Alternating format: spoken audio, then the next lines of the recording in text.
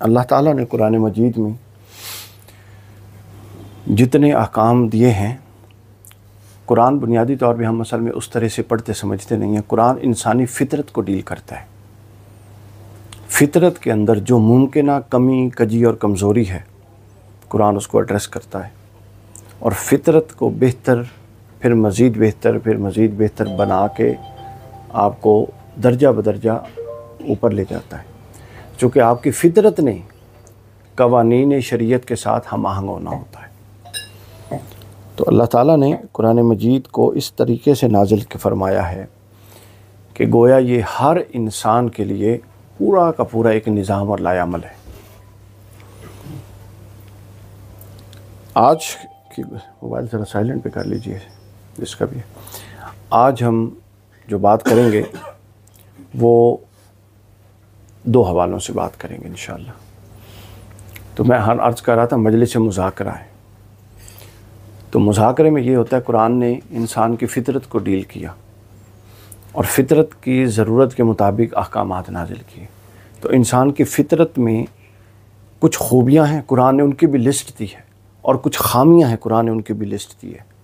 میری ابھی یہ کتاب آئے گی، میں نے پہلے بھی ذکر کیا، اب تو چھپ گئی ہے، 365 اصول قرآن کے نا، اس میں تعمیر شخصیت میں وہ ساری خوبیاں میں نے اکٹھی کر دی ہیں اور ایکسپلین کر دی، اور تخریب شخصیت میں وہ ساری خامیاں اکٹھی کر دی۔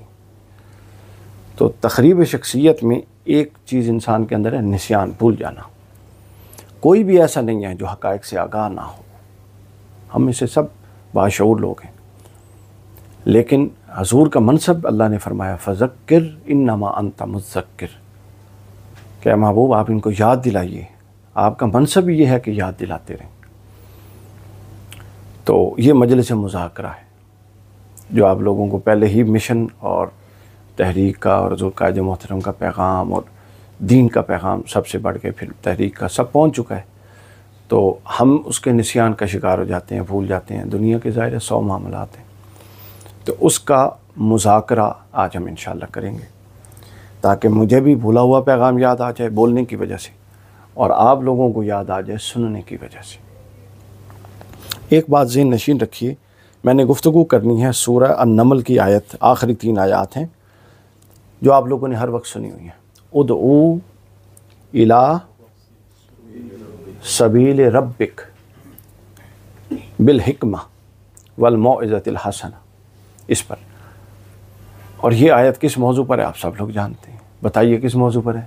دعوت کے موضوع پر ہے، کہ جب کسی کو دین کی طرف بلائیں تو اللہ تعالیٰ اپنے محبوب کو کچھ پیرامیٹرز دے رہا ہے، اور پیرامیٹرز اس کے اندر بڑی شاندار حکمتیں ہیں کہ کس کو کیسے بلانا ہے، کس سطح کے بندے کو کیسے بلانا ہے، یہ ساری چیزیں اس کے اندر ہیں۔ لیکن ہم اس آیت پر جانے سے پہلے ایک نقطہ عرض کریں گے، کیونکہ اگر یہ ساری دعوت ہو جائے اور وہ بنیادی نقطہ نہ ہو جو میں ابھی عرض کرنے جا رہا ہوں، تو معاملہ خراب ہو جائے گا، معاملہ بے اثر ہو جائے گا۔ اور وہ بنیادی چیز ہوتی ہے اخلاص۔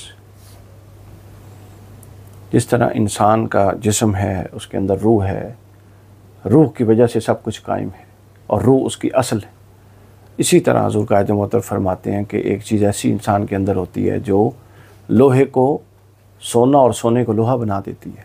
وہ کیا ہوتی ہے؟ وہ آپ کی نیت اور اخلاص ہوتا ہے۔ مجھے امید ہے کہ جب ہم اخلاص پر بات کریں گے تو ہمارے بڑے دل اور دماغ کے دریچے کھلیں گے۔ پہلے میں آج کی گفتگو کا پہلا پوائنٹ ہے اخلاص کا جو معنی اور مفہوم، حقیقی مفہوم ہے اخلاص کا، سادہ مفہوم تو ہم سب جانتے ہیں، اس پر ہم بات کریں گے۔ سب سے پہلے دیکھیے آپ، اخلاص کی سادہ تعریف تو یہ ہے، یہ لفظ خالص، خالص جو ہوتا ہے نا، اس سے بنا ہے۔ اس کا مطلب یہ ہوتا ہے کہ پہلے جملے سے ہی ہمارا موضوع شروع ہو رہا ہے الحمدللہ۔ اخلاص کا معنی یہ ہوتا ہے کہ کھوٹ اور میل کچیل یا آمیزش سے چیز کو الگ کر دینا، اس کو اخلاص کہتے ہیں۔ اب یہ کھوٹ آپ کی فکر میں بھی ہو سکتی ہے، آپ کے عمل میں بھی ہو سکتی ہے، ہمارے رویے میں بھی ہو سکتی ہے، ہمارے اخلاق میں بھی ہو سکتی ہے، ہماری کاز میں بھی ہو سکتی ہے۔ گئے تو ہیں ہم تحریک کا پیغام لے کے، بات تو ہم کر رہے ہیں تحریک کے پیغام لے کے، ٹھیک ہے، اور اندر یہ کھوٹ ہو سکتی ہے کہ میری اپنی واہ واہ ہو۔ آیا تو میں ہوں آپ کو تحریک اور مشن کا پیغام دینے، میرے اندر یہ کھوٹ ہو سکتی ہے کہ آپ میری بات سے متاثر ہوں۔ اگر یہ کھوٹ پائی جائے گی تو بات جتنی بھی متاثر کن ہے یہ اپنا اثر بالآخر کھو دے گی، اور دوسرا اللہ کی بارگاہ سے اس کا اجر ختم ہو جائے گا۔ ابو الیاس سمرقندی رحمۃ اللہ علیہ کی کتاب ہے تنبیہ الغافلین، بہت شاندار، مجھے بہت پسند ہے۔ پہلا باب ہے اس کا اخلاص، اس کے اندر پہلی روایت انہوں نے بیان کی امام احمد بن حنبل کے حوالے سے۔ کہتے ہیں کہ جب قیامت کے دن اللہ اعمال دے گا تو بڑے بڑے اعمال والے لوگ اللہ سے طلب کریں گے کہ باری تعالیٰ ان کو تو دے رہا ہے، ہمارا یہ عمل دے گا، ہمیں کیوں نہیں دے رہا؟ تو اللہ تعالیٰ فرمائے گا کہ یہ عمل تم لوگوں نے جس کے لیے کیا، جاؤ اس سے اجر لے لو، میرے لیے تو کیا ہی نہیں ہے۔ جنہوں نے میرے لیے کیا اور تم نے جتنا میرے لیے کیا اس کا اجر حاضر ہے، اس کا اجر اللہ دے گا، اور جنہوں نے میرے لیے کیا ہی نہیں، اللہ فرماتا ہے کہ اس کا میرے پاس اجر سے اجر کوئی نہیں ہے۔ اور نسائی کے اندر حدیث ہے، سنن نسائی میں 3 چوٹی کے عمل ہے، اللہ کے لیے جان دینا، اللہ کے لیے مال خرچ کرنا، اور اللہ کے دین کی دعوت آگے پہنچانا، یا علم، حدیث میں علم کا لفظ ہے، مراد تو وہی ہے۔ ان تینوں کو گھسیٹ کے جہنم میں پھینکا جائے گا۔ آپ اندازہ کیجئے یہ جس رستے پر آپ چل رہے ہیں یہ 2 دھاری تلوار ہے۔ ہم تو یہ سمجھ کے بیٹھے ہیں کہ ہم نے یوں چٹکیوں میں دنیا میں بھی بیڑا پار تے آخرت بھی بیڑا پار۔ ہو سکتا ہے ایک سڑک پہ چلنے والے عام بندے کا جو نماز کبھی پڑھ لیتا نہیں پڑھتا، سادہ آدمی ہے، فرائض کا پابند ہے، اس کا بیڑا پار ہو جائے۔ لیکن اگر آپ یہ سوچ رہے ہیں، جن کا دعویٰ ہے کہ مجدد ہمارا قائد ہے، جن کا دعویٰ ہے جی رسول نما تحریک کے ہم وارث ہیں، اپنے اپنے ضلع کے اور اپنے اپنے یونین کونسل اور اپنے اپنے زون کے ہم عہدیدار ہیں، کسی کے پاس کوئی عہدہ ہے، کسی کے پاس کوئی عہدہ ہے، اور آپ پورا شعور رکھتے ہیں، آپ لوگوں کو کہتے ہیں یار ساڑھے قائد جو ہے ہی کوئی نہیں، ہماری تحریک میں تو یہ چیز ہے، اور آپ کے عمل میں جب کھوٹ ہوگی تو آپ کے لیے تو حجت تمام ہو چکی ہے نا، آپ کو تو معلوم ہے صحیح بات کا۔ تو اللہ ان کو فرمائے گا، وہ تینوں جب جہنم میں ڈالے جائیں گے تو اللہ اس کو بلائے گا، شہید کو جس نے اللہ کے لیے جان دی۔ اب جان دینے سے بڑی کوئی بات ہو سکتی ہے؟ تو وہ شہید کہے گا باری تعالیٰ، اللہ پوچھے گا میں نے تجھے زندگی دی، کیا کیا؟ وہ کہے گا باری تعالیٰ میں نے تو تیرے لیے جان دے دی۔ اللہ فرمائے گا کذبتا، تو جھوٹا ہے۔ اللہ جھوٹا کہہ رہا ہے بندے کو۔ اللہ فرمائے گا جب تو وار کر رہا تھا، یہ بڑا اہم نقطہ ہے دوستوں حدیث پاک میں، توجہ سے سنیں، جب تو، بولیے یہ لفظ کیا؟ پہلے دور میں تلواروں سے مرتے تھے نا۔ جب تو وار کر رہا تھا، یہ کتنی لطیف بات ہے۔ اس ایک لطیف بات پہ آپ نے اپنی پوری دعوت اور پوری تحریک کے کام کو پرکھنا ہے۔ بس نیت میں جب اخلاص آ جاتا ہے نا سر، تو آپ کا تن کا بھی پہاڑ جتنا وزنی ہو جاتا ہے، اور اگر اخلاص اٹھ جائے تو آپ کا پہاڑ بھی تنکوں کی طرح اڑ جاتا ہے۔ یہ سب نیتوں کی کھیل ہے۔ تو اللہ تعالیٰ فرمائے گا کہ جب تو وار کر رہا تھا تو تیری نیت یہ نہیں تھی کہ میں اللہ کی دین کی نصرت کے لیے اس کو مار رہا ہوں، بلکہ اس وقت تو یہ سوچ رہا تھا کہ دیکھنے والے کیا کہیں گے، یار کیسا شاندار وار کرتا ہے۔ بس وہ دیکھنے والوں نے دیکھا تو نے وار کیا ہیں، اور اس تیرے وار کی واہ واہ ہوئی، تو تیرا خون بہا، لوگوں نے واہ واہ کی، تو وہاں سے واہ واہ کروا کے آ گیا۔ اب میرے پاس تیرے لیے کچھ نہیں ہے۔ یہی مال خرچ کرنے والا، یعنی ہمارے ہاں کتنے شعبے ہیں کام کے، یہ 3 مثال ہے، اس کو آپ 50 شعبوں میں تقسیم کر لیں۔ ایک بندہ مال خرچ کرتا ہے اور پھر مال خرچ کر کے آ کے دھونس جماتا ہے، میں پیسے دینا، مجھے آپ لوگوں نے کرسی نہیں دی، میں تحریک کے لیے پیسے دیتا ہوں، میں یہ کرتا ہوں، میں وہ کرتا ہوں، میں فلاں کام کے لیے دیتا ہوں۔ اللہ فرمائے گا جب ایسا شخص آئے گا کہ میں نے زندگی اور مال دیا تو نے کیا کیا؟ وہ کہے گا کہ باری تعالیٰ میں نے تو تیرے دین کی خاطر مال قربان کیا۔ اللہ فرمائے گا کذبتا، تو بھی جھوٹا ہے، تو نے تو اس لیے مال دیا کہ تیری تعریف کی جائے، واہ واہ چودھری صاحب کہا جائے، اور جناب پہلی کرسی، پہلی لائن میں تیرے لیے کرسی رکھی جائے کہ فلاں صاحب اتنے پیسے دیتے ہیں، نہ دیے تو ناراض ہو جائیں گے۔ بس اس مال کے بدلے میں کرسی مل گئی، ختم ہو گئی بات۔ وہ تو کرسی کا سودا تھا، میرے ساتھ تو وہ سودا تھا ہی نہیں، تو لہٰذا کرسی کا سودا تو کرسی مل گئی۔ پھر تیسرا شخص آئے گا اور وہ ہوگا جس نے دین کا علم دیا ہوگا، جس نے دین کی دعوت دی ہوگی، جس نے پیغام آگے پہنچایا ہوگا۔ اللہ اس سے پوچھے گا تو نے کیا کیا؟ تو وہ کہے گا باری تعالیٰ میں نے تو نے علم دیا تھا، لوگوں کو دین کا علم سکھاتا رہا۔ اللہ فرمائے گا تو بھی جھوٹا ہے، تو اس لیے دعوت دیتا رہا کہ تجھے بڑا عالم کہیں، یا تجھے بڑا دائی کہیں، یا کہیں یار اس علاقے میں نہ فلاں بندے نے تو تباہی مچا دیا کام کر کے۔ وہ تعریف ہو گئی، اب مجھ سے کیا لیتا ہے؟ تو لہٰذا یہ ایک ایسی شے ہے جو داخل کا سودا ہے، ظاہراً یہ نظر ہی نہیں آتی، یہ سب اندر ہی اندر کی بات ہے، اندر ہی اندر کی بات ہے، اندر ہی قبولیت ہے اور اندر ہی مردودیت ہے۔ یہی وجہ ہے کہ کسی کے ظاہر پر حکم نہیں لگانا چاہیے، بلکہ میری رائے تو یہ ہے کہ کسی کا جو آپ کسی پر کفر کا حکم نہیں لگا سکتے، بلکہ اس کی وہ رائے جو اس سے صادر ہوئی ہے اس رائے پر صحیح یا غلط ہونے کا حکم لگا سکتے۔ آپ کو کیا پتہ دل کے اندر کیا چل، تو لہٰذا وہ جو معاملہ ہے نا جی اندر کا، یہ بڑا خطرناک معاملہ ہے۔ سب کچھ اسی اخلاص کی بنیاد پہ ہے۔ اب وہ میں نے بتایا اعتقادی خرابی ہو سکتی ہے، میل کچیل، یعنی جس کو الگ کرنا ہے تو اصل بات سامنے آنی ہے، وہ میل اعتقادی بھی ہو سکتا ہے، وہ عمل کا بھی ہو سکتا ہے، وہ اخلاق کا ہو، کسی چیز کا بھی ہو۔ علماء نے اس پر بڑی زبردست بحثیں کی ہیں۔ بحر المحیط چوٹی کی جو 3-4 کتابیں ہیں، وہاں سے میں 1-2 چیزیں عرض کروں گا اختصار سے انشاءاللہ۔ یہ نقطہ سمجھانا بڑا ضروری ہے تاکہ آپ لوگ اپنے آپ کو چلتے پھرتے بیٹھتے اٹھتے اپنے اندر ایک گیم چلائیں اور یہ دیکھیں کہ اب تک کا کیا ہوا اس میں کوئی تنکا باقی بچا ہوا بھی ہے یا سب اڑ چکا ہے۔ اپنے تئیں تو ہم سمجھ رہے ہیں نا کہ پڑھا ہے۔ مولانا روم رحمۃ اللہ علیہ نے بھی یہ بات کی، انہوں نے انسان سے شکوہ کیا، فرماتے ہیں کہ انسان تو غلہ گندم کماتا بہت ہے، تو اپنے کندھے پہ ایک بوری رکھ کے لاتا ہے، اس کو گودام میں رکھتا ہے، پھر چلا جاتا ہے اگلی بوری لینے، پھر وہ لا کے رکھتا ہے، پھر اگلی بوری، یعنی نیکیاں کمانے، کسی بھی طرح کی نیکی کمانے۔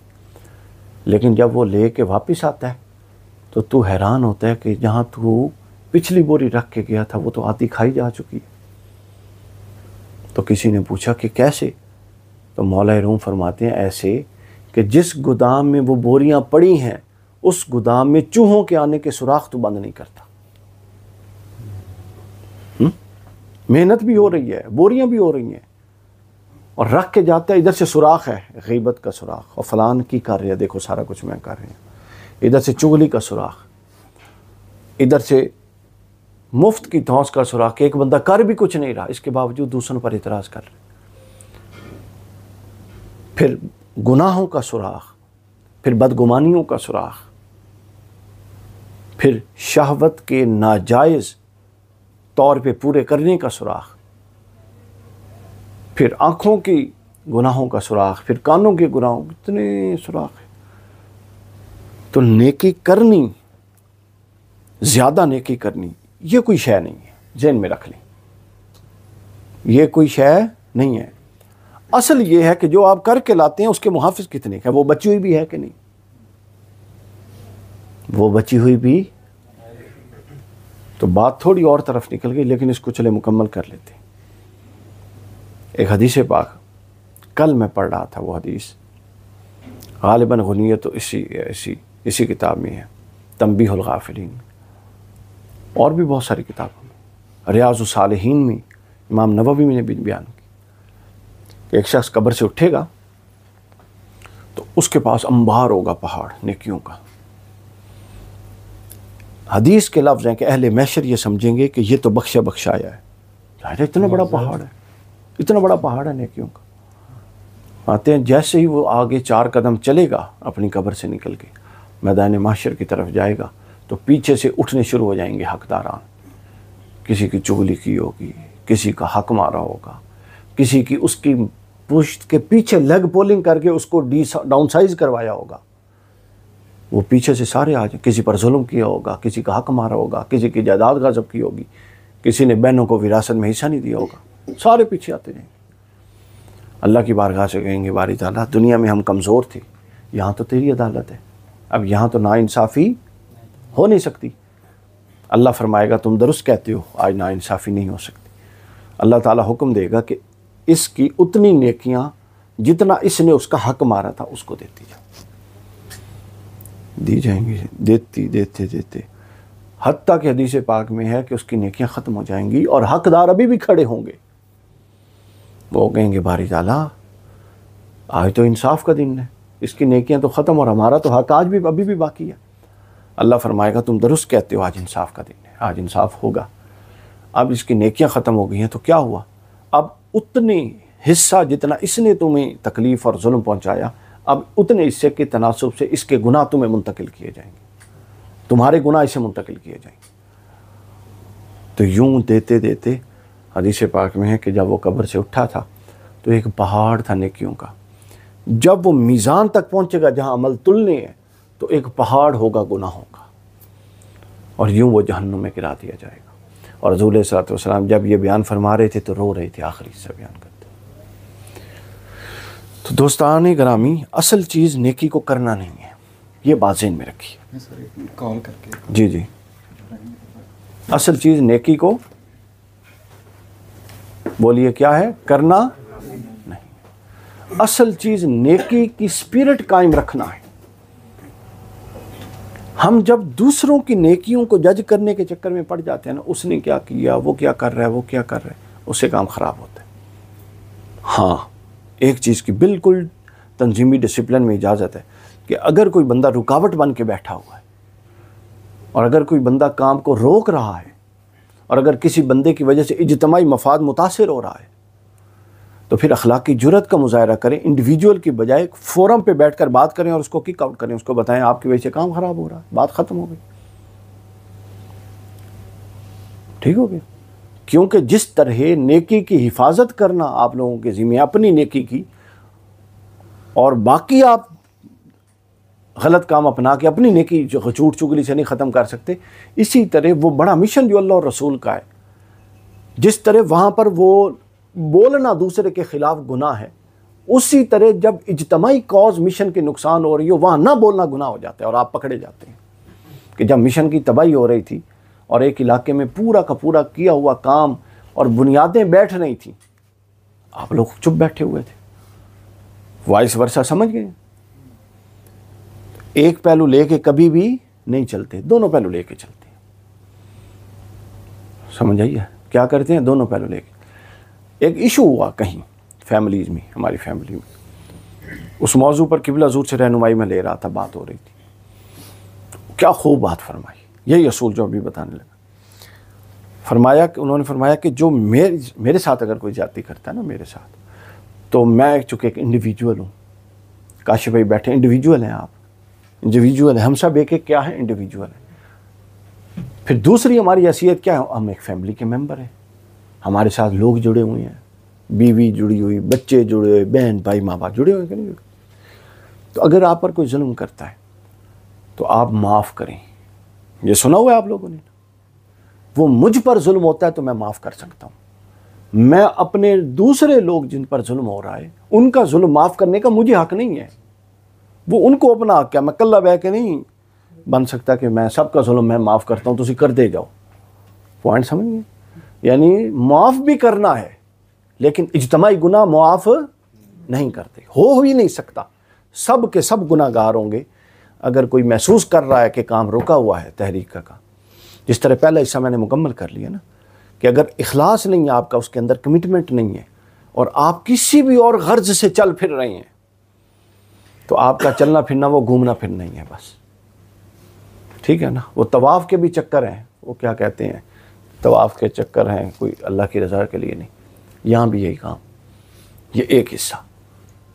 دوسرا حصہ اجتماعی کاز, یہ بڑی امپورٹنٹ ہے. امام غزالی رحمۃ اللہ تعالیٰ علیہ نے احیاء العلوم, اب میں لے کر کے آیا تھا یہ اخلاص کے 7 معنی تو دسنی دیکھ لو گل اور پاس چل پڑی ہے. یہ آپ کے سامنے پڑے ہیں پیپر, ابھی شروع بھی نہیں ہوئے. امام غزالی رحمۃ اللہ نے احیاء العلوم کی 4 جلد کے 10واں باب ہے امر بالمعروف و نہی عن المنکر، ذہن میں رکھ لیں، موبائل کوئی نہ دیکھے، امر بالمعروف و نہی عن المنکر یہ باب ہے۔ اس باب کے اندر امام غزالی نے 2 روایتیں بیان کی، بہت ساری ہیں، میں آپ کو 2 سنانے لگا ہوں، پھر ہم اس حصے کو کلوز کریں، آگے چلیں، ٹائم لیمیٹڈ ہے نا۔ بڑی توجہ سے دوستوں، بڑی توجہ سے، آپ میں سے ہر دوست جو اپنا فی سبیل اللہ لگے ہوئے ہیں، جیب سے لگاتے ہیں پیسے، ٹائم دیتے ہیں، کوئی اور غرض مفاد نہیں، پہلا چیپٹر تو یہ ہے کہ اپنے اندر سے اگر کوئی غرض مفاد، ظاہر ہے آپ لوگوں کا اس طرح کا نہیں ہے، اگر کوئی چھوٹا موٹا ساتھ چل رہا ہے جو اخلاص کو ڈیمیج کر رہا ہے تو اس کو ختم کر دیں۔ پہلا حصہ تو یہ ختم ہو گیا۔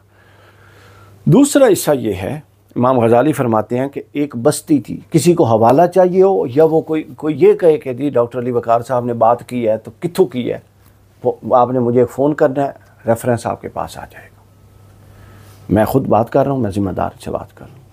امام غزالی نے فرمایا ایک بستی تھی، کاشف صاحب یہ تصویروں سے زیادہ امپورٹنٹ کنٹینٹ ہے، بنائیں۔ ایک بستی تھی، ایک بستی، اس بستی میں 18,000 لوگ ایسے تھے جن میں سے ہر ایک کا عمل ما قبل انبیاء کے عمل کے برابر تھا۔ کتنے لوگ تھے جی؟ 18,000۔ ان کا عمل کیسا تھا؟ 18,000 ما قبل انبیاء کے عمل کے برابر تھا۔ اللہ کا امر ہوا کہ اس بستی پر عذاب نازل کیا جائے۔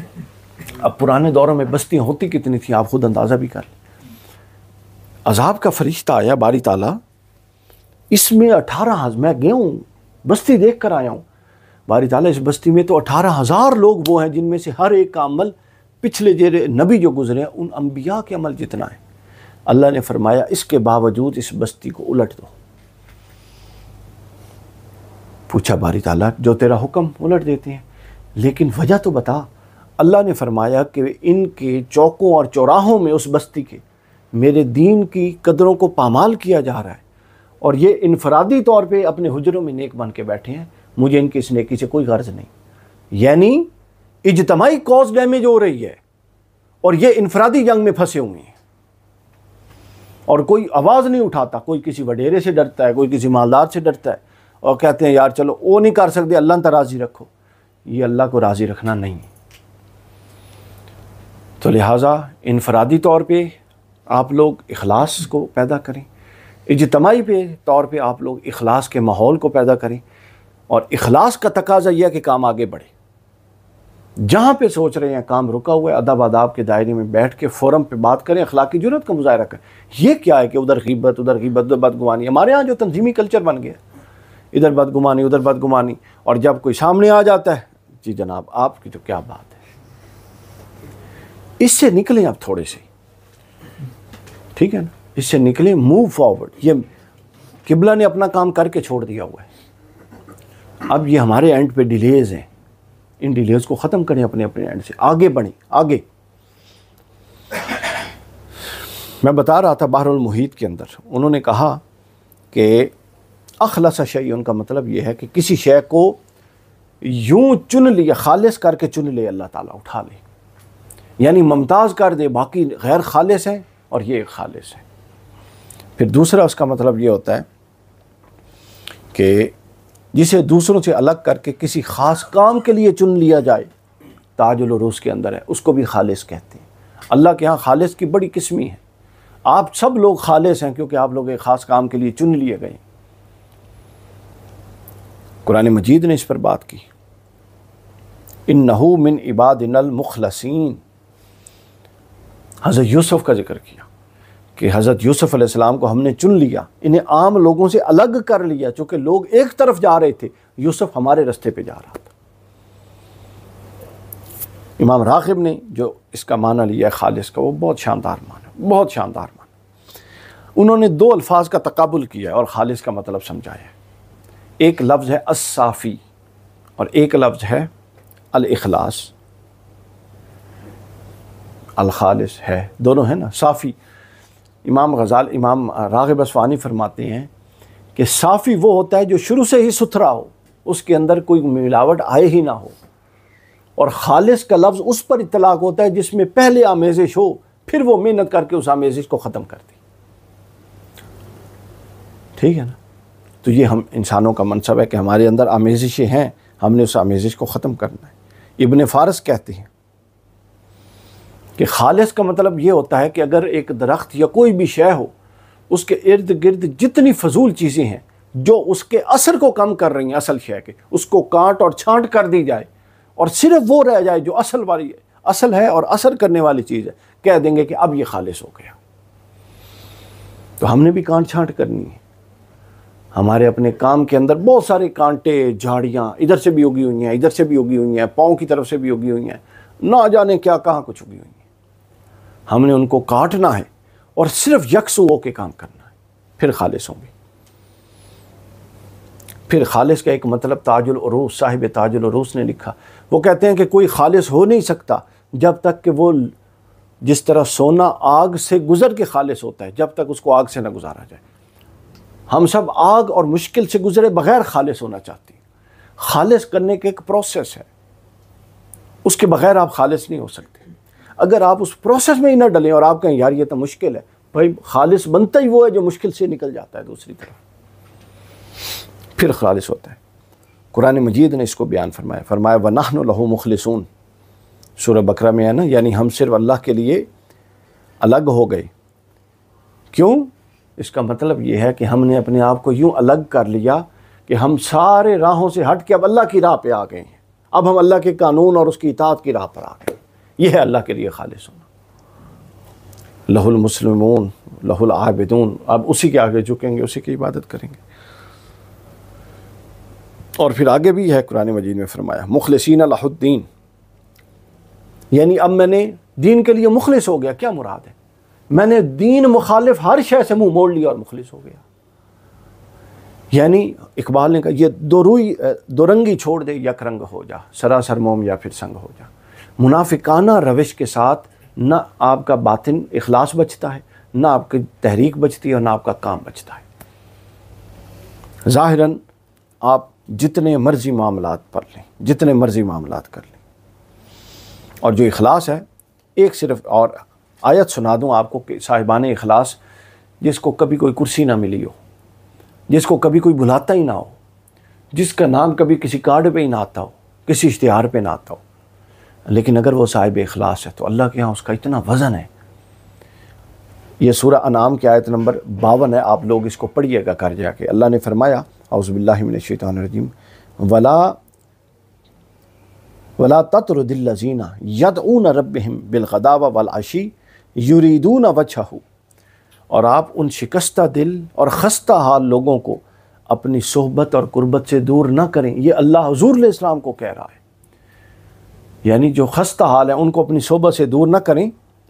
کیوں نہ کریں؟ فرمایا یہ صبح و شام صرف یریدون وجہہ، اللہ کی رضا اور اس کے چہرے کو دیکھنے کے لیے رہتے ہیں، ان کا اور کوئی مطلب ہی نہیں ہے. تو لہٰذا جس کے ہاں اخلاص پایا جاتا ہے وہ شخص ہر ایک سے بھاری ہے. اب ہم دنیا میں بھاری ہونا چاہتے ہیں، ٹھیک ہے، ہم کیا کرتے ہیں؟ دنیا میں بھاری ہونا چاہتے ہیں، وزن چاہتے ہیں، ویلیو چاہتے ہیں. آپ کی ذات کی تربیت میں سب سے بنیادی رکاوٹ یہ بات ہے کہ آپ یہ چاہیں کہ آپ کی تعریف کی جائے.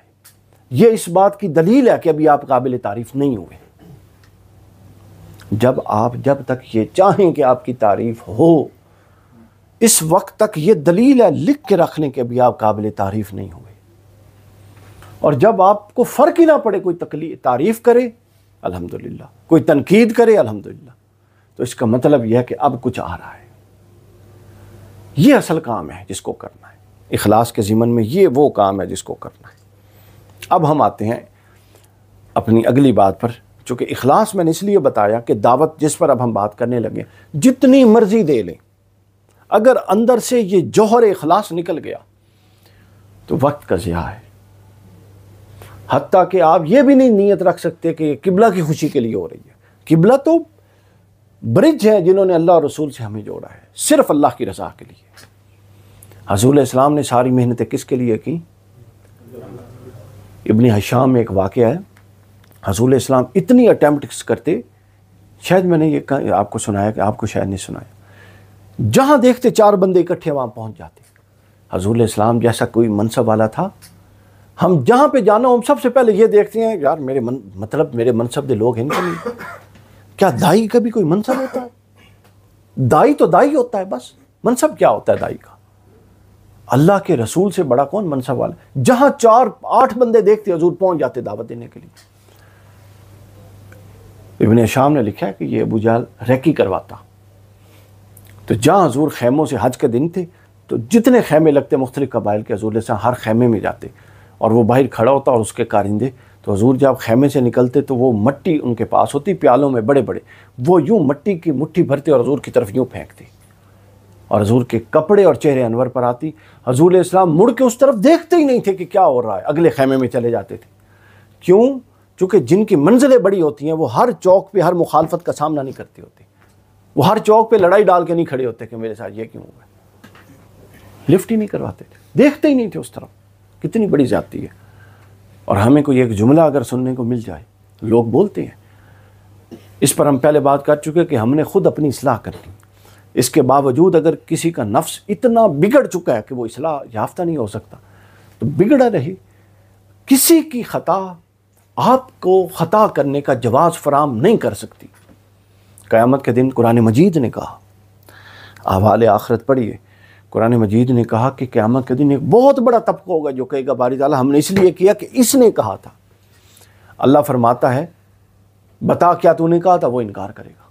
حضرت عیسیٰ کے ذمن میں آیا کہ جو حضرت عیسیٰ کو خدا مانتے ہیں, اللہ ان سے پہلے حضرت عیسیٰ سے پوچھے گا اے عیسیٰ بتا کیا تو نے اس بات کی بھی ساتھ تبلیغ کی تھی کہ میری عبادت کرو.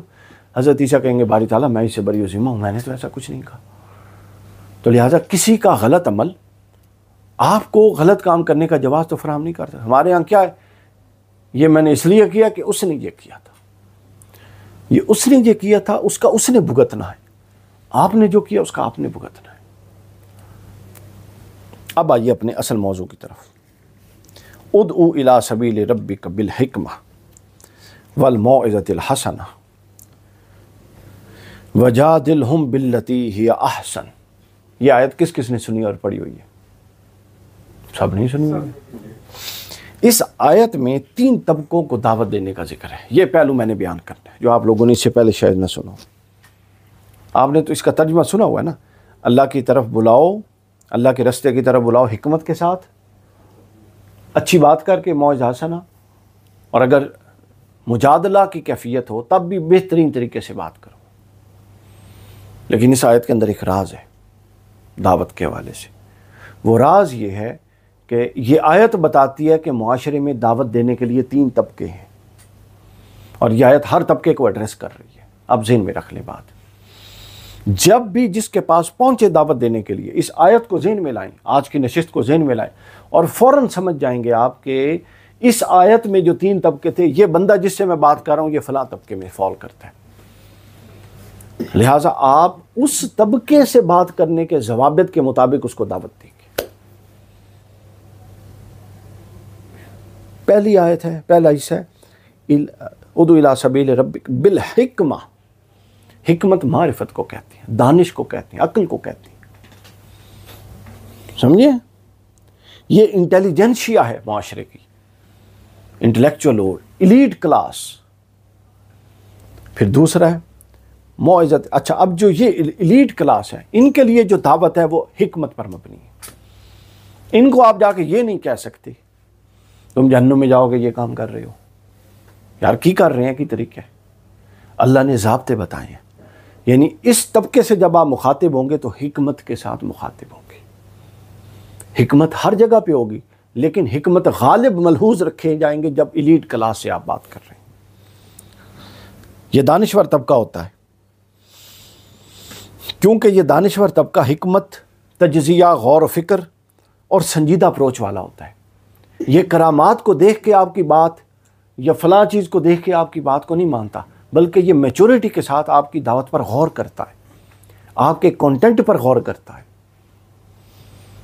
کہ یار یہ بات آپ جب کہتے ہیں کہ ہمارے قائد نے یہ کیا, ہماری فکر یہ ہے, اپروچ یہ, وہ اس کنٹینٹ پر غور کرتا ہے اور قائل ہو جاتا ہے. بڑے سے بڑا بندہ یہ بتائیں کہ کیا ہماری فکر سے اختلاف رکھ سکتا ہے؟ اور چھوٹے موٹے معاملوں سے بہت رکھتے. کیوں نہیں رکھتا؟ فکر کے اندر میچورٹی ہے. لیکن آپ کیا کرتے ہیں، اس فکر والے بندے جس کے اندر یہ بات کرنی ہے اس کو جا کے کرامات سنا رہے ہوتے ہیں، جو اس کا سبجیکٹ ہی نہیں ہے. وہ رسول اللہ کی کرامات نہیں مانتا، وہ قبلہ کی کیسے مان جائے گا؟ یعنی ہم پہلی سیڑھی والے کو چوتھی سیڑھی پہ رکھتے ہیں اور چوتھی سیڑھی والے کو پہلی سیڑھی پہ رکھتے ہیں. اس کو جا کے ہم بتاتے ہیں جی ہمارا قائد تو غوث ہے. وہ کہے گا مجھے کیا لگے یہ غوث کیا ہوتا ہے. آپ سمجھ رہے ہیں بات؟ کہاں کیا بات کرنی ہے، یہ دعوت ہے. حضرت مولا علی کرم اللہ وجہ الکریم سے کسی نے پوچھا کہ علم کیا ہے؟ مولا علی نے فرمایا نصف علم تو یہ ہے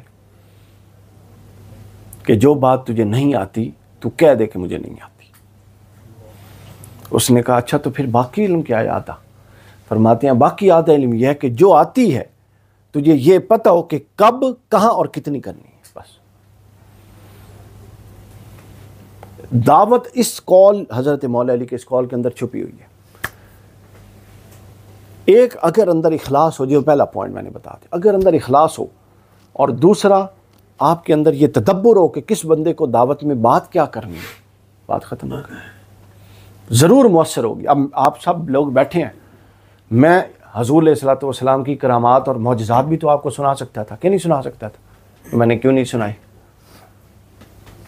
کیونکہ مجھے پتا تھا کہ جو کلاس میرے سامنے ہے اس کلاس کو میں نے کیسے ایڈریس کرنا ہے. اور اگر میں آ کے آپ کو وہی واقعات، کرامات یا کوئی بھی ایک خطاب اچھل کے اور جو شان میں اور اونچے جس طرح ہمارے یہاں ہوتا ہے سارا کا سارا وہ کر کے سنا کے چلا جاتا، آپ نے کہنا تو یار 7 باری سنی ہوئی گل 8ویں باری سن لیجیے. سمجھے؟ تو آپ نے یہ دیکھنا ہے کہ آپ نے کیا بات کرنی ہے، پھر آپ نے یہ دیکھنا ہے کتنی بات کرنی ہے. تیسری بات، اگر دائی کا علم پرفیکٹ نہیں، آگے یہ پوائنٹ آ رہا ہے لیکن ابھی میں ضمناً بتا دوں، اگر دائی اپ ٹو ڈیٹ نہیں ہے تو اس کو دعوت کے کام سے پیچھے ہٹ جانا چاہیے. وہ فکر اپ ٹو ڈیٹ نہیں رکھتا، مطالعہ نہیں کرتا، کنٹمپریری تھاٹس کو نہیں پڑھتا، اپنے مد مخالف کا ویو نہیں پڑھتا، اپنے موافقین کا ویو نہیں پڑھتا، تو وہ ایسا ہے جیسے بغیر ہتھیار کے میدان میں گھوم رہا ہے. ادھروں ہی تلوار آئے گی، ادھروں ہی آئے گی اور وہ سمجھے گا وہ شہید ہے، لیکن ایکچولی وہ شہید نہیں ہوگا، وہ نادان ہوگا جس نے خودکشی کی ہوگی. شہید کی تعریف یہ ہے، یہ شہید کی تعریف نہیں ہے کہ بغیر اسلحہ کے کوئی میدان جنگ میں اترے اور کسی کے ہاتھوں مارا جائے. دنیا کی کسی فقہ کی کتاب میں یہ تعریف نہیں. شہید کی تعریف یہ ہے جو پورے ہتھیار سے لیس ہو کے لڑنے کے لیے آئے اور لڑے اور لڑتا ہوا شہید ہو جائے. جس کو لڑنے ہی نہیں آتا اس کی کیا شہادت ہے؟ تو لہٰذا 3 چیزیں میں نے آپ کو عرض کر دی کہ تیسری چیز، دائی کو اپ ٹو ڈیٹ ہونا چاہیے. کتنا عرصہ گزر گیا دائی کو اپنی، جس کو وہ اپنی فکر کی بنیادی کتاب سمجھتا ہے، یا کوئی ایسا بندہ جس کو وہ سمجھتا ہے کہ اس کی بات سے ریمائنڈ ہوتا ہے، اس بندے کو آخری دفعہ سنے ہوئے، اس کی باتوں کے نوٹس بنائے ہوئے ایک اپنے پاس پیڈ میں چھوٹے سے 8 10 15 20 پوائنٹ ہوں بڑے متاثر کن، فوراً ان کو دیکھ لیا. اور بغیر تیاری کے دعوت ہو رہی ہے. دعوت کیسے مؤثر ہو سکتی ہے؟ آپ لوگ دیکھیں کیا کہتے ہیں، آپ بھی اپنی اداؤں پہ ذرا غور کریں. ہم اگر بات کریں گے تو شکایت ہوگی. سارا قصور لوگوں کا نہیں ہے. ہم کتنی تیاری سے نکلے ہیں؟ ہماری بھی تو کوئی تیاری نہیں. ہم کہنے کو کیا کہتے ہیں آپ اندازہ کیجئے. ہماری سالانہ محفل میلاد ہوتی ہے جی، سب سے بڑی ہے دنیا کی. یہ آپ لوگ دیتے ہیں کہ نہیں دیتے بتائیں؟ ہمارا جی سب سے بڑا حرمین شریفین کے بعد اعتکاف ہوتا ہے. یہ آپ کہتے ہیں کہ ہمارے قائد کتنی کتابیں ہیں. بھائی یہ سب باتیں درست اور حق ہیں، لیکن ان سے اب کون آج متاثر ہو رہا ہے؟ ایک وقت تھا ہوتے تھے لوگ، اب ختم ہوگی. آگے چلے، آگے کیا ہے آپ لوگوں کے پاس یہ بتانے کے سوا کہ ہمارے پاس 10,000 خطاب ہیں؟ بہت کچھ ہے. آپ کے قائد نے وہ کچھ کر دیا ہے کہ اگلے 50-100 سال کوئی سوچے گا کرنے کے لیے، وہ ہوا پڑا ہے. لیکن مسئلہ یہ ہے کہ آپ اس کو نکال کے پریزنٹ کرنے والے تو بنے. کتنی اہم کتابیں ہیں جن کے فورمز جنہیں پریزنٹیشنیں بنائی ہوئی ہیں، کچھ بھی نہیں ہے، پڑھی ہوئی نہیں ہے، پوائنٹس بنائے ہوئے ہیں، سب مکھی پہ مکھی، لکیر پہ لکیر، سب کاغذی کاروائی. منہاج القرآن کے نام ہی اللہ نے اتنی برکت دی ہے، وہ ہم کاغذی کارروائی کر کے جتنے رفیق بنے، یہ بنے وہ بنا، اور عملاً جو مشن کتنے لوگوں میں ڈالا ہے، کخ بھی کوئی نہیں۔ اب کاغذی کارروائیوں سے نکل آئیں، ایک بھی نہ پوری ہو، ایک بندہ تیار کریں، اور ایسا تیار کریں کہ آسم کمال ہو جائے، یہ تیار ہوا ہے، لگے پتہ کہ بندہ تیار ہوا ہے۔ کاغذی کارروائی پورا اوپر سے نیچے تک ایک نظام کاغذی کارروائی کا بنتا جا رہا ہے،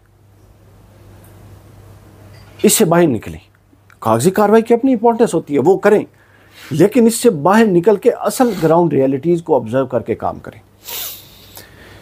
پھر آگے فرمایا جی قرآن مجید نے، اچھا پہلے یہ میں بتا رہا حکمت والی بات، اچھا اب یہ ایلیٹ کلاس ہے، ان کی دعوت ہمیشہ اسٹریٹجی کے ساتھ دی جاتی ہے، بغیر اسٹریٹجی کے نہیں۔ پھر حکمت سے کچھ لوگوں نے مراد پتہ کیا لیا ہے؟ قرآن و حدیث کے دلائل لیا، امام ابن جریر نے اس کو بیان کیا۔ تو لہٰذا آپ پہلی بات ذہن میں رکھیے، یہ قوم کا دماغ ہوتا ہے جن کو الحکمہ کے ذریعے ایڈریس کرنا ہے۔ اب آپ کے پاس اس لیکچر کے بعد میرے ان لیکچر اس پوائنٹس کی روشنی میں نوٹس بنے ہونے چاہیے، یہ مل جائے گا ہفتہ 10 دن میں، یوٹیوب پہ آ جائے گا، اسی کو دوبارہ بار بار سن کے نوٹس بنائیں کہ ایلیٹ کلاس کے بندے کے پاس جانا ہے تو کیا بات کرنی ہے، آپ کے پاس الگ پیڈ ہو۔ پھر دوسرا کی کیٹیگری آ رہی ہے، میں بتاتا ہوں، اس کے پاس جانا ہے تو کیا بات کرنی ہے، اور تیسرے کے پاس جانا ہے تو کیا بات کرنی ہے۔ اچھا یہ قوم کا دماغ ہوتا ہے، قوم کا رخ ایلیٹ کلاس متعین کرتی ہے، یہ ذہن میں رکھ لیں۔ آپ اتفاق کریں اس سے یہ اختلاف، اس کے بعد ہر فیصلہ جو معاشرے میں نافذ ہوتا ہے ان میں ان لوگوں کا اثر رسوخ ہوتا ہے، یہ سنجیدہ لوگ ہوتے ہیں، مذہبی لوگوں کو یہ لا ابالی اور جذباتی سمجھ کے ہلکا لیتے ہیں، چونکہ مذہبی لوگ عام طور پہ جذباتی ہیں، مذہبی لوگوں نے خود اپنا امپریشن تباہ و برباد کر دی، تو لہٰذا الحکمہ میں یہ والا چیپٹر آ گیا۔ اب آپ کو الحکمہ کلیئر ہو گیا، ادعو الی سبیل ربک بالحکمہ، یہ ایک کیٹیگری کی طرف اشارہ ہے، یہ اسٹریٹجی بھی ہے حکمہ اور کیٹیگری بھی ہے۔ پھر دوسرا فرمایا والموعظۃ الحسنہ، یہ دوسرا طبقہ ہے میری رائے میں، یہ عوام الناس ہے، اکثر لوگ 90% یا 80% معاشرے کے اس میں آتے ہیں، موعظہ حسنہ۔ ان کو موعظہ حسنہ کیا ہے وہ سمجھ لیں، یہ اکثریت ہوتا ہے جی، یہ صاف ذہن کے لوگ ہوتے ہیں، نہ ان کو زیادہ منطقی علمی بحثوں کی ضرورت ہے، نہ یہ کوئی فنی چیزیں سمجھتے ہیں، نہ ان کو کوئی بڑے آپ نے اپنی فکر کی اعلیٰ نکات بتا دیں۔ یہ وہ لوگ ہوتے ہیں جن کو آپ نے سادہ دعوت دینی ہے، سادہ کیا، یہ اللہ کے رسول کی سنت ہے، آپ سنت سے ہٹے ہوئے ہیں، جنت کا رستہ یہ آپ جنت کے رستے کو چھوڑے ہوئے ہیں، عشق رسول اور محبت رسول کا آپ دعویٰ کرتے ہیں، میلاد میں جاتے ہیں، محفلیں کرتے ہیں، سیرت کانفرنس کرتے ہیں، جو کچھ کرتا ہے، اپنے طبقے کو فوکس مت کریں کسی مسلک کو، یہ کچھ نہیں ہے مسلک، یہ مسلک جتنے ہیں یہ ایسے ڈھونگ رچائے گئے ہیں کہ ان جیسا ڈھونگ ہی کبھی نہیں رچا دین کے ساتھ، چھوڑ دیں، سب کے پاس جائیں، جو سیرت نبی کرتا ہے اس کے پاس جائیں، جو جناب کہتا ہے جی نہیں فلاں ہونا چاہیے، جو کرتا ہے انہیں کہیں یہ کرتے ہیں آپ، لیکن کیا جو کچھ آپ کرتے اور کہتے ہیں آپ کی شخصیت میں اس کے اثرات ہیں؟ نہیں ہے، تو لہٰذا ہمیں بہتری کی طرف آنا ہے، اس بہتری کے لیے تحریک نے ہم یہ اہتمام کر رہے ہیں، آپ ان کو جوائن کر سکتے ہیں، سمجھے وہ؟ تو دوسرے کو اس طرف لانا ہے، ہمارے پاس ایک کنٹینٹ ہے، 5 6 7 8 لائنیں، جو جس سطح کا اس کو وہی جا رہی ہیں، کہ عثمان صاحب انجے گا لے کے نہیں، آپ تو ایسا نہیں کرتے، نہیں یہ ایسا نہیں کرتے، کیوں کاشف ایسا ہے؟ دوسرے طبقے کی طرف آپ جائیں، دوسرا طبقہ کون ہے؟ عوام الناس کا طبقہ، اس کے لیے آپ تیاری کریں کیا کچھ ہونا چاہیے، ان کو قائل کرنے کے لیے ان کے جذبات کو اپیل کریں، یہ جذباتی طبقہ ہوتا ہے۔ یہ جو کچھ جماعتیں سڑکوں پہ لوگوں کو لے آئی ہیں، کچھ نعروں کو لگا کے، انہوں نے کس حصے کو استعمال کیا؟ ان کی جذباتی وابستگی کو، آپ نے بھی استعمال کرنا ہے مگر پازیٹیولی، انہیں بتائیں کہ کیا رسول اللہ گنبد خضرہ میں حضور اسلام کا قلب بہتر مغموم نہیں ہوتا ہوگا جب ہمارے یہ عمل دیکھ؟ ویسے تو آپ تقریریں کرتے ہیں کہ ہارے رسول اللہ حاضر و ناظر ہیں اور جناب ہمارا ہر عمل دیکھ رہے ہیں، تو جو تنہائی میں آپ گناہ کرتے ہیں وہ رسول اللہ نہیں دیکھ رہے ہوتے؟ جو آپ کے ناجائز اور حرام تعلقات ہیں ٹیلی فونیکلی، فزیکلی یا جس بھی طریقے سے، وہ رسول اللہ کوئی نہیں دیکھ رہے؟ ہم وہ منافق قوم ہیں جو یہ بھی اپنی مرضی کا تصور رکھتے ہیں کہ رسول اللہ بھی ساری مرضی دی شے دیکھتے ہیں، اور جو ہماری مرضی کی نہیں ہے وہ نہیں دیکھتے۔ کس طرف جائے بندہ؟ اور کیا رونا روئے؟ کس چیز کا رونا روئے؟ یعنی ہم باہر کیا جائیں؟ اگر یہاں یہ بیٹھے ہوئے 10 بندے سیدھے ہو جائیں تو کام سیدھا ہو جائے سارا کا سارا۔ 10 بندے بھی سیدھے ہو جائیں تو ساری کی ساری بات سیدھی ہے۔ تو ویسے ہم یہ عقیدہ رکھتے ہیں کہ حضور مشاہدہ فرما رہے ہیں ہر شے ہمارے اعمال کا، اور ہم دوسرے مکتب فکر کے رد میں بڑی بڑی تقریریں کرتے ہیں جو منکر ہیں کہ حضور نہیں، حضور ہمارے اعمال کا مشاہدہ فرما رہے ہیں۔ تو حضور وہ بھی مشاہدہ فرما رہے ہیں جو رات کو پیکج لگا کے حرام کال ہوتی ہے، اس کا بھی حضور مشاہدہ فرما رہے ہیں۔ حضور اسلام اس کا بھی مشاہدہ فرما رہے ہیں جو آپ کے دل و دماغ میں حرام کاریاں چلتی ہیں۔ یعنی یہ جو ظاہر وجود ہے، یہ جو سر پہ میں نے ٹوپی پہنی ہوئی ہے، داڑھی ہے، اگر اس کے اندر میں ان چیزوں کا لحاظ نہیں رکھتا تو ایک عام بندے سے جو سڑک پہ چل رہا ہے، ہم تو زیادہ گرفت والے لوگ ہیں، اللہ معاف فرمائے۔ مجھے تو کوئی امکان نہیں نظر آتا اپنی بخشش کا، سوائے اس کے کہ کوئی اللہ کا فضل معاملہ ہو جائے، واللہ سوائے اس کے کہ اللہ کے فضل کا معاملہ ہو جائے، کچھ بھی نہیں ہے باقی۔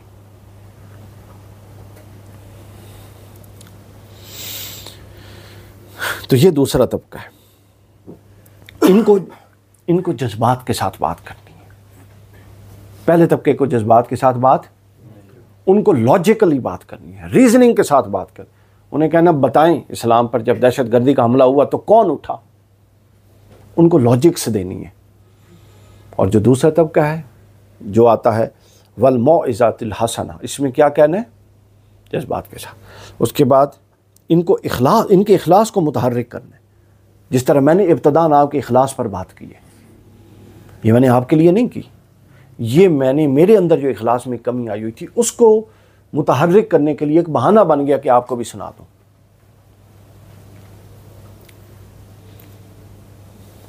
اچھا، اب یہاں پر میں موعظہ جو ہے نا، جو قرآن نے لفظ استعمال کیا موعظۃ الحسنہ، یہ بڑا خوبصورت لفظ ہے۔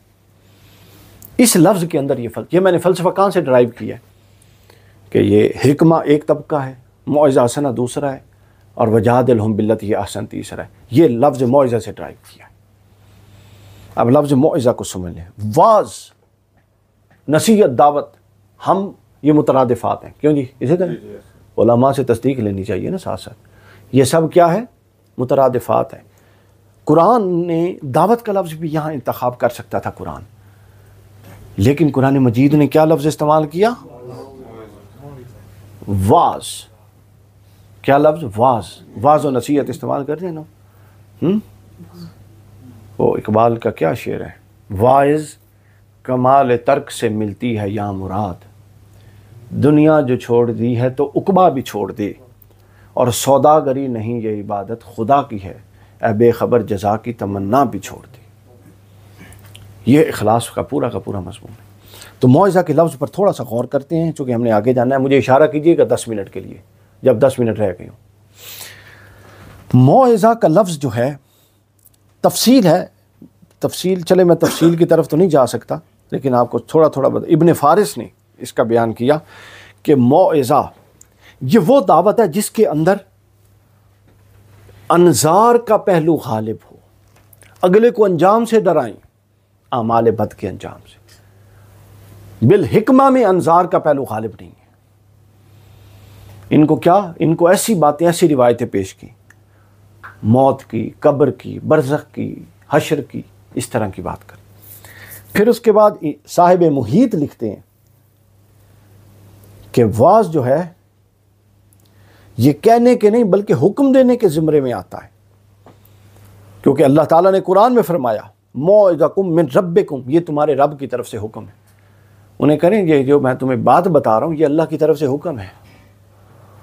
اچھا، اس کے بعد آگے چلیں۔ موعظہ کے اندر 2 پہلو ہوتے ہیں۔ ایک اگلی بات، ایک دوسروں کو غلط طرز زندگی کے انجام سے متنبہ کریں۔ وہ جس طرف جا رہا ہے آپ دیکھ رہے ہیں، اسے بتائیں کہ اس کا انجام تو یہ ہے، پچھلی قوموں کا انجام سامنے، کئی رشتہ داروں کا انجام سامنے، محلے والوں کا انجام سامنے، کتنے لوگوں نے یہ کیا، کیا انہوں نے پا لیا، تم نے کیا پا لینا۔ تو گویا انجام سے ڈرانا یہ موعظہ کے مفہوم کے اندر داخل ہے۔ پھر اگلی بات یہ ہے کہ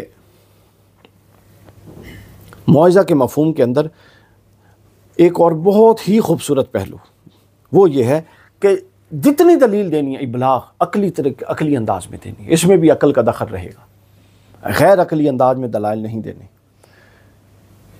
عقلی انداز میں دینی۔ پھر معجزہ 3 طبقات کے ساتھ ہوگا، یا مومنین کے ساتھ، یا منافقین کے ساتھ، یا کافرین کے ساتھ۔ کافرین کے ساتھ معجزہ یہ ہے کہ آپ قرآن و سنت کی اصل دلائل ان کے سامنے رکھیں۔ منافقین کے ساتھ معجزہ کیا ہے؟ بڑی خوبصورت بات قرآن نے کرایا کہ فرمایا فَأَعْرِضْ عَنْهُمْ، ان سے اعراض کریں، ان کو دعوت بھی نہیں دینی، چونکہ منافقت ایسی مرض، اللہ مشرک کو دعوت دینے کا حکم دیتا ہے، کافر کو دعوت دینے کا حکم دیتا ہے، اور منافق سے اعراض کا حکم دیتا ہے۔ وہ اتنا خطرناک ہے کہ اس بات کے بھی امکان ہے وہ آپ کو بھی نہ اپنی پٹڑی پہ چڑھا دے، چونکہ منافق ایسا پھول لے کے بیٹھا ہوتا ہے کہ جس کے نیچے آگ اور اوپر سونا، وہ گولڈن ہوتا ہے، سمجھائیے۔ قرآن کہتا ہے فَأَعْرِضْ عَنْهُمْ، چھوڑ دو منافقوں کو، اور اب مومن رہ گئے تو مومنوں کے لیے قرآن کہتا ہے کہ مومنوں کو یہ بتاؤ کہ اللہ کے جاری کردہ احکامات اس کو نافذ کرنا ہے، یہ ہماری ذمہ داری ہے۔ آپ سب لوگ مجھے بتائیں قرآن مجید میں سے ہر حکم اس کے ہم مخاطب ہیں کہ نہیں ہیں؟ شراب پی جا رہی ہے کہ نہیں معاشرے میں؟ بتائیے، بولو۔ شراب کی حد قرآن بتاتا ہے کہ نہیں بتاتا؟ کہاں پہ نافذ ہو رہی ہے؟ قرآن کا یہ حکم معلق ہے، ذہن میں رکھ لیں۔ یہ ہم سے جواب دہی ہے قبر میں۔ آج کے رسول محفل منا رہے ہیں، تے پھول جڑیاں، تے فلاں اور ڈمکا، اور قرآن آدھا معطل پڑا ہوا ہے۔ یہ کون سا عشق ہوا؟ چوری کی سزا قرآن دیتا ہے کہ نہیں دیتا؟ کبھی کسی چور کو ملی؟ یہ قرآن کا حکم معطل ہے، اپنے ایگزیکیوشن میں، اطلاق میں معطل ہے، قرآن میں تو ہے۔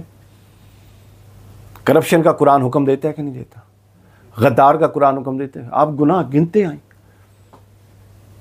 کوئی بھی عمل نہیں ہو رہا معاشرے، تو اللہ کے انعامات کیسے ہم پر آ سکتے؟ تو ہم نے کم از کم اپنی سوسائٹی میں، اپنے ماحول، اپنے گھر میں اور اپنی تحریک کی حد تک تو اس ماحول کو مینٹین کرنا ہے نا۔ یہ معجزہ کے اندر آتا ہے۔ اور پھر سب سے اہم بات اور آخری بات معجزہ کے حوالے سے، معجزہ کے اندر وہ بات دینی ہے آپ نے جو اگلے کے دل کو نرم کر دے، بس اس کے دل کو نرم کر کے پھر اگلی بات کرنی، سخت نہیں کرنا، سخت بات نہیں کرنی، نرمی سے دل کو نرم کرنا۔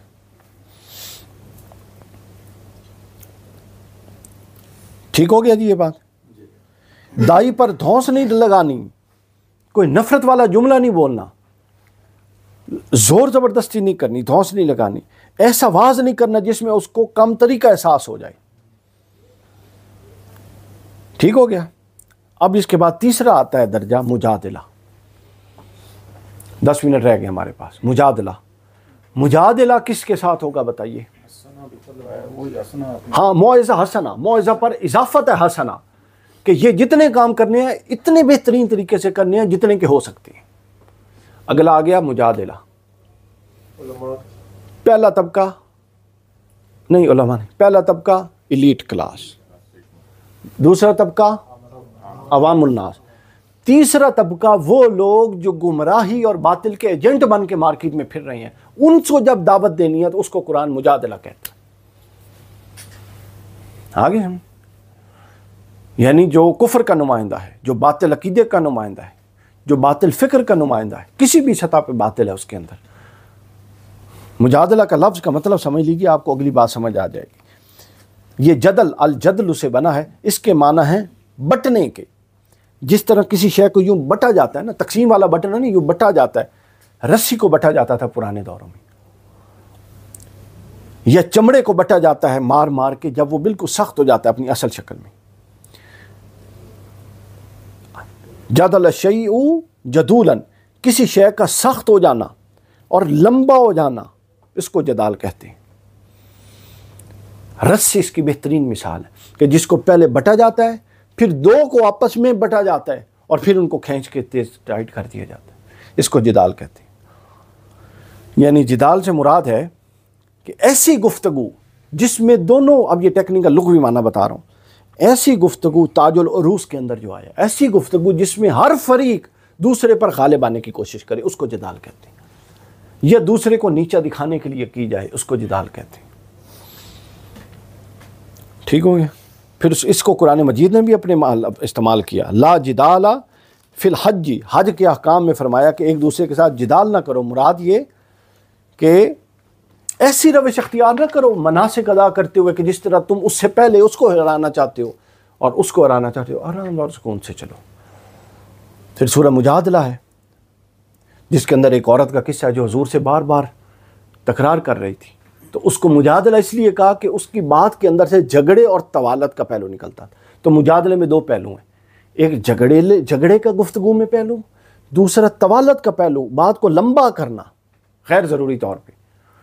پھر قرآن مجید نے اس کو ایک اور جگہ بیان کیا، وَلَقَدْ صَرَّفْنَا فِي هَذَا الْقُرْآنِ لِلنَّاسِ مِنْ كُلِّ مَثَلٍ وَكَانَ الْإِنسَانَ، قرآن کہتا ہے کہ قرآن کریم میں ہر مسئلے کی متعلق واضح باتیں کر دی گئیں، لیکن قرآن سے صحیح رہنمائی صرف وہ حاصل کرتا ہے جس کی ذہنیت یہ نہ ہو کہ وہ اپنی بات پہ اڑ جائے، چونکہ مجادلے میں اڑنے کا معنی بھی پایا جاتا ہے۔ اب آپ جب بات کریں گے کسی ایسے شخص کو، آپ کو سمجھ آ جائے گی کہ یہ مجادلے کی کیٹیگری ہے۔ اگر آپ غیر عالم ہیں اور آپ کو اپنے عقائد پر دلائل کے ساتھ دسترت نہیں، تو مجادلے کی کیٹیگری کے بندے سے آپ کو بات ہی کرنی نہیں چاہیے۔ ضروری نہیں کہ ہر ایک کو ڈوز دینی ہے، کیونکہ اگر آپ بات کریں گے اور آپ کی بات ٹیکنیکلی کمزور ہوگی اور اس نے کوئی مضبوط بات کر دی تو دیکھنے والوں پر اثر یہ پڑے گا کہ ان کے تو پلے شے کوئی نہیں ہے، سمجھے؟ تو لہٰذا اپنی کلاس کو ایڈریس کرنا ہے جو آپ کی کلاس ہے۔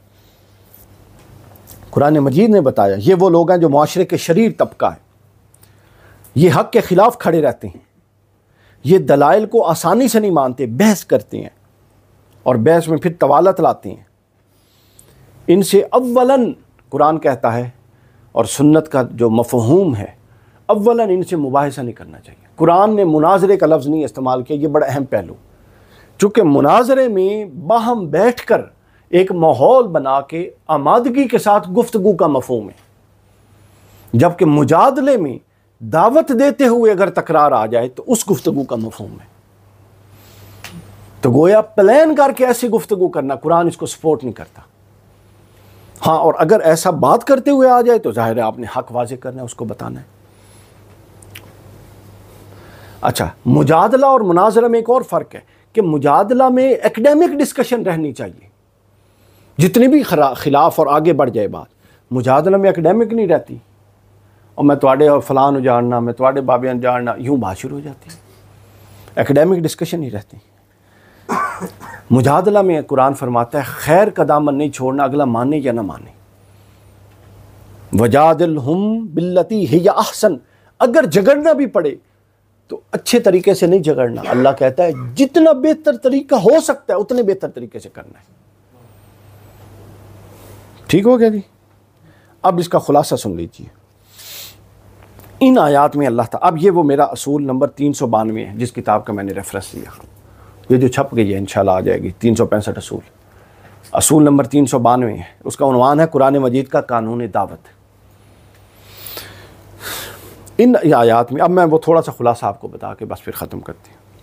اللہ تعالیٰ نے اصول دعوت بیان فرمایا، دعوت کا کام دین کے ابلاغ کے باب سے اساسی اہمیت رکھتا ہے، یعنی دین کا ابلاغ، بالاغہ، ایک جگہ سے آگے دین پہنچانے کا۔ آپ نے یہاں سے آگے پانی پہنچانا ہو تو پائپ ڈالتے ہیں کہ نہیں ڈالتے؟ ہوا ادھر پہنچ رہی ہے، اللہ نے میڈیمز بنائے ہیں کہ نہیں بنائے؟ تو لہٰذا اللہ کہتا ہے کہ جو میرا دین آگے پہنچانا ہے اس کا میڈیم میں نے دعوت بنایا، دعوت کے علاوہ کوئی طریقہ نہیں۔ اس وقت دین کے حوالے سے جو غلط فہمیاں ہیں، اس وقت دین کے حوالے سے جو غلط فہمی ہے میں نے لکھا ہے، اس کا صحرا ان اہل دعوت کے سر ہے جو قرآن کا حقیقی مدعا ہی نہیں سمجھتے، کس کو کس کیٹیگری کی دعوت دینی ہے اور اس کو دوسری کیٹیگری کی دعوت دے کے آ جاتے ہیں۔ اب جو سنجیدہ اور ایلیٹ کلاس ہے اس کو جب آپ کراماتی اور سطحی دعوت دیں گے تو وہ مذاق بنا دے گا آپ کا، اور وہ صرف مذاق نہیں بنائے گا، وہ جتنی جگہوں پہ کہے گا یار ان کے تو پلے ہی شیخ ہوئی ہے۔ آپ پوائنٹ سمجھ رہے ہیں؟ یعنی ایک چیز ملٹیپل ہوتی جاتی ہے اپنے ایفیکٹ کے لحاظ سے۔ پھر اس کے بعد اگلی دعوت کے اندر جو مسئلہ ہے وہ سمجھ لیجئے، اگلا دعوت کے اندر یہ مسئلہ ہے، وہ مسئلہ یہ ہے کہ ہم دعوت میں اپنے مزاج کو لے کر آتے ہیں. اس پر میں بات بہت کرنا چاہتا ہوں، مجھے آپ لوگوں کا لحاظ ہے تو، لیکن میں اس پر بات بہت کرنا چاہتا ہوں کہ دعوت میں ہم مزاج کو لے کر آ جاتے ہیں. میں نے عثمان صاحب کو دعوت دی، یہ میرے چونکہ دوست ہیں تو اس لیے ان پر بات کرتے ہوئے مجھے کوئی ہے نہیں مسئلہ. انہوں نے اگر کچھ کہا بھی صحیح تو میں اس کو بھگت لوں گا.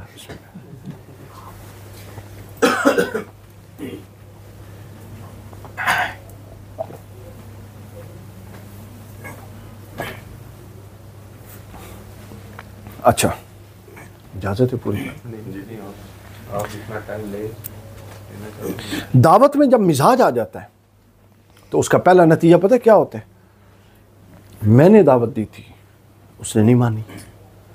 کیا میں نے یہ کہا تھا، وہ جونیئر ہے کل آ رہا ہے تحریک میں نے کہا تھا، اس نے نہیں مانا. یہ میں کیا ہوتی ہے؟ یہ میں تو خدا کہہ سکتا ہے یا اس کا رسول کہہ سکتے. اس کا مطلب ہے یہ دعوت ساری میں کی ہے. اچھا، اور اگر اگلے نے نہیں مانا، کس کو نہیں مانا؟ بھائی دعوت کو نہیں مانا نا. وہ دعوت کس کی ہے؟ یا اللہ کی ہے یا رسول کی ہے؟ آپ اپنا مسئلہ بنا کے گھر بیٹھ گئے، میری نہیں مانی. پہلے یہ طے کر لیں کہ یہ دعوت اپنے نفس کی ہے یا اللہ رسول کی ہے. آدھا مسئلہ ختم ہو جائے گا. 80% سے زیادہ دعوت نفس کی ہے، اور ہم نے چونکہ عزت لینے کے لیے اللہ نے تحریک کو عزت دی، اس عزتوں کے لیے یہ چیزیں اپنے ساتھ اٹیچ کی ہوئی. میں اگر صدر نہیں تو مجھے ظاہر ہے یہ سینٹر والی کرسی کس نے دینی ہے؟ سمجھ آئیے؟ بس یہ چیز دعوت، میری دعوت نہیں مانی، میں نے یہ کہا تھا، مشاورت ہوئی، اس میں شریک کیوں نہیں ہوئے؟ میں نے یہ مشورہ دیا تھا، باقیوں نے یہ فیصلہ کر لیا. یہ داعی کا رویہ نہیں ہوتا. یہ جہاں پر یہ رویہ پایا جائے سمجھ لیں کہ وہ ایسا ناسور ہے کہ وہ باقی بھی دعوت کے عمل کو تباہ و برباد کر کے رکھ دے گا. یا اس سے لوگ سیکھیں گے، وہ سمجھیں گے کہ دعوت اس کو کہتے ہیں کہ آپ کی بات نہ مانی جائے، آپ پورے قوس کے خلاف ہو جائیں یا آپ پورے قوس سے ہاتھ اٹھا لیں. اللہ اکبر، یہ کتنی بڑی ناراضگی ہے اللہ اور اس کے رسول کی کہ آپ کی بات، یعنی آپ اللہ ہیں اور آپ اللہ کے رسول ہیں، آپ کی چونکہ بات نہیں مانی جا رہی لہٰذا آپ اٹھ کے کھڑے ہو گئے ہر شے کو. آپ یہ کیا بات ہے؟ ایسے مزاج کے بندہ جو ہے اول تو دعوت میں ہوتا نہیں ہے، ہمارے ہاں تو نہیں ہے. اگر کہیں ہے، ہماری تحریک میں نہیں ہے ایسے لوگ، اگر کہیں پائے جائیں تو یہ وہ نقصان ہے. ان کو سائیڈ پہ کر کے دعوت کا کام کرنے کی ضرورت ہے. اور کبھی بھی ایسے لوگوں کو ماڈل نہ بنائیں جن کا دعوت کا پیٹرن یہ ہے، یعنی وہ بنیادی طور پہ اپنے ذات کے داعی ہیں کہ مجھے مانا جائے، بس مجھے مانا جائے. تو دعوت میں مزاج نہیں آتا. پھر اپنے مسلک کے بنیادی معتقدات. اب اگر آپ اہل سنت کے پیروکار ہیں، اہل تشیع مسلک کے آپ جس بھی مسلک کے پیروکار ہوں، آپ کو اپنے مسلک کے دلائل قرآن سنت سے آنے چاہیے. آپ لوگ کو کتنا، اب میں اس موضوع پر بات تو نہیں کرتا، اب اگر میں کہوں 5 بنیادی عقائد اہل سنت کے کون سے ہیں، پہلی غلط ہے وہ کوئی نہیں بتائے گا، اکثر نہیں بتائیں گے. پھر بتاؤں کہ یہ عقیدہ جو ہے یہ کس دلیل پر ہے، قرآن کی کون سی آیت کہتی ہے اور حدیث کون سی ہے، اور اس سے یہ استدلال کس کس امام نے لیا. ختم ہو گئی بات ساری. بغیر تیاری کے میدان میں اترے ہوئے ہیں. تو پھر دوسرے مسلک والے کھا جائیں کہ نہ کھا جائیں؟ تو کھائیں گے، وہ درست کھا رہے ہیں. بغیر تیاری کے آپ کو پتہ ہے، آپ کو گرفت ہی نہیں ہے آپ کے امور پر. پھر اس کے بعد ہے ایک عام گناہ گار شخص نے جب کبھی دعوت کا کام نہیں کیا تو وہ دین کے زوال کا ذمہ دار نہیں ہوگا. یہ ذہن میں رکھ لیں. وہ تو داعی ہی نہیں ہے.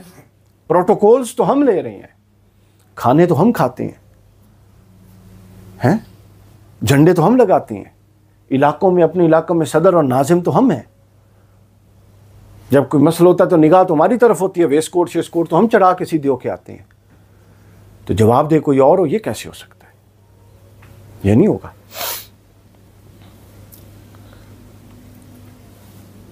آگے چلیے.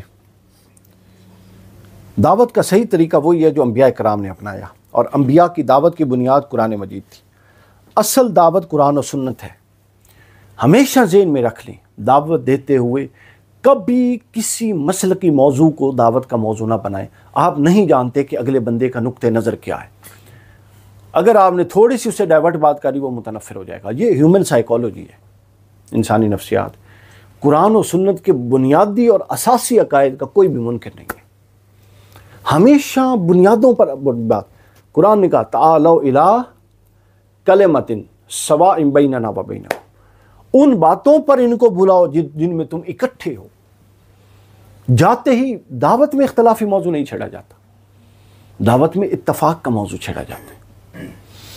پھر اس کے بعد آگے فرمایا اب قانون دعوت سے کچھ چیزیں نا جو ایک چیز اور ایک آخری مسئلہ. اب اقوال فقہا، اقوال صوفیہ، مفسرین یہ بڑے اہم ہیں، لیکن یہ معذرت کے ساتھ ہمارے یہاں قرآن و سنت کی ریپلیسمنٹ بنتی جا رہی ہے. یہ ریپلیسمنٹ نہیں ہے، ذہن میں رکھ لیں. کوئی بھی کسی بھی مفسر محدث کے قول کو ادب کے دائرے میں رہ کے علم کے ساتھ انکار کرتا ہے، رد کرتا ہے، نہیں قبول کرتا، کوئی بات نہیں ہے اس میں. اصل چیز کیا ہے؟ قرآن اور سنت. آپ ایک قول کو پکڑتے ہیں جس کی آپ کو خود بھی سمجھ نہیں ہے، اس کے لیے لڑ جھگڑ جاتے ہیں. اب اس کے اندر جیسے جو نکات اخذ ہوئے ہیں وہ سمجھ لے خلاصہ. یہ میں نے 9 نکات یہاں پہ لکھے ہیں، ہاں 9 ہی ہیں. لوگوں کو حکمت کے ساتھ اللہ کی طرف بلائیں. دوسرا موعظہ حسنہ کے ساتھ. تیسرا دعوت میں ہمیشہ نرمی کا پہلو رکھیں، چونکہ اللہ تعالیٰ نے فرعون کی طرف بھیجتے ہوئے حضرت موسیٰ کو کہا تھا کہ لہجہ نرم رکھنا. کیوں؟ اس پر کوئی بات کرنا چاہے گا کہ کیوں؟ اس کے بعد سوال و جواب بھی کرنے ہیں. کیوں؟ ہاں متنوع نے بڑی اچھی بات کی. کیا نام ہے آپ کا؟ شان بھائی نے بڑی اچھی بات کیا. میں ان کی بات کو ایک اور بات کرنے لگا ہوں. ان کی بات سے مجھے بھی بات کی سمجھ آئی ہے. اللہ تعالیٰ نے فرمایا کہ کہیں یہ نہ ہو اے موسیٰ تیرا لہجہ تیرے کانٹینٹ کو آگے پہنچانے میں رکاوٹ ہی نہ بن جائے.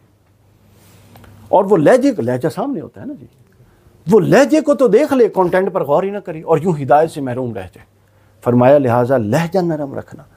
ہمارے لہجے ایسے ہیں کہ میں کیا لفظ استعمال کروں کہ ہم پہلے سب سے پہلے جا کے روب اور دبدبہ چاہتے ہیں لوگوں پر، اگلے کو مروب کرنا چاہتے ہیں. اس کی کوئی اجازت نہیں. پھر دعوت ہمیشہ اگلے کی ذہنی سطح کو مد نظر رکھ کے دیں. ایک عام بندے کے سامنے جا کے اپنی علمیت جاننے کے لیے بڑی علمی اصطلاحات بولنا شروع نہ کر دیں. یہ بھی دیکھنے میں آیا کہ جی وہ ہویا نہیں، چلو اس طرح تو متاثر ہوتا ہے، اس کا کوئی فائدہ نہیں. پھر دعوت کا تعلق زبان سے نہیں عمل سے ہے. دعوت کا تعلق کس سے ہے؟ حضرت مولا علی کے پاس یا امام جعفر صادق علیہ السلام، دونوں شخصیات سے یہ روایت مروی ہے. حضرت علی کے پاس ایک شخص آیا اور وہ آ کے کہتا ہے کہ میں فلاں علاقے میں جا رہا ہوں دعوت دینے. حضرت علی خلیفہ تھے، مجھے کوئی وصیت فرمائے. مولا علی نے فرمایا زبان بند رکھنا. کیا جا کس لیے رہا تھا؟ وہ پریشان ہو گیا تھا. اگر زبان بند رکھنی ہے، اب مظہر صاحب بھی پریشان ہو گئے کہ اگر میں زبان بند رکھنی ہے تو میں نے بات کیا کرنی ہے. تو مولا علی نے فرمایا کہ جو ان کو کہنا چاہتے ہو وہ وہاں جا کے کرنا شروع کر دینا. وہ خود سمجھ جائیں گے کہ یہ کیا کروانے آیا ہم سے. ہمارا مسئلہ یہ ہے کہ ہم میں سے ہر بندہ یہ چاہتا ہے کہ دوسرا نیک ہو جائے، اور ہم میں سے ہر بندہ یہ چاہتا ہے کہ دوسرا مخلص ہو جائے. یہ اپنے ارد گرد میں نے حصار بنائے اور میں یہ چاہتا ہوں آپ سارے نیک ہو جاؤ، میں نے چھوڑ دیو. اس طرح ہر بندے نے ایک حصار بنایا ہو. سب یہ چاہتے ہیں کہ دوسرے نیک ہو جائیں، حالانکہ ہم دوسروں کو ذمہ دار ہیں، ہم تو اپنے ذمہ دار ہیں. تو لہٰذا ہم نے خود نیک ہونا ہے، دوسروں کو نیک نہیں کرنا. وہ ہمارا سبجیکٹ ہی نہیں ہے. اگر آپ کی نیکی میں کوئی اثر ہوا تو وہ خود بخود ہو جائے گا، ورنہ آپ کو ٹینشن لینے کی ضرورت نہیں ہے اتنی زیادہ. پھر اگلی بات یہ، دعوت کے حق میں، دعوت کی راہ میں مشکلات آتی ہیں، اس کی مشکلات صبر سے برداشت کرنا. اگر آپ نے ریئیکٹ کرنا ہے، میرے نالے کی ہو گیا، تو پھر بہتر ہے آپ گھر بیٹھیں. اگر آپ اس کے کانسیکوینسز کو بیئر آؤٹ ہی نہیں کر سکتے تو گھر بیٹھیں. پھر کس چیز کی دعوت ہے؟ دیکھیں نا، میں میدان جنگ میں رہوں اور میں کروں اس شرط جاواں گا میں نے کوئی زخم نہیں آنا چاہیے. لوگ کہیں گے اس کا پہلے لے جا کے علاج کروائیں. تو دعوت سے تو مخالفت ہوگی. اس کے لیے تیار رہیں. اول تو بحث مباحثہ نہیں کرنا. ہاں دعوت کے نتیجہ جو آئے اس میں نتیجے پر تنگ دل نہیں ہونا. وہ یہ سوچنے کہ اگر اللہ اور اس کے رسول کے احکام کی انکار کر رہے ہیں، میں تو لے کر آیا تھا، میں تو ڈاکیا ہوں، پہنچا دی، اس نے نہیں مانا تو ٹھیک ہے واپس لے کے جا رہا ہوں، کسی اور کو دے دوں گا، درمیان میں کہاں سے آ گیا، میری بات کا انکار کیا، میری تو بات ہی کوئی نہیں ہے۔ اس چیز کو فروغ دیں۔ اول بحث نہیں کرنی، غیر عالم بحث میں نہیں جائے گا، کمزور آرگومنٹ کے ساتھ آپ اپنا نقطہ نظر کمزور کر دیں گے، پیچھے ہٹ جائیں گے، اور جس بات کی دعوت دی جا رہی ہو، یعنی جو بات آپ کر رہے ہیں وہ آپ پورے وثوق اور پوری دلیل کے ساتھ کریں گے، اور اتنی بات اپنی زبان مبارک سے نکالیں گے کہ اس بات کی دلائل آپ کے پاس موجود ہو، اگر اگلا کوئی کراس کوشچننگ کر لے۔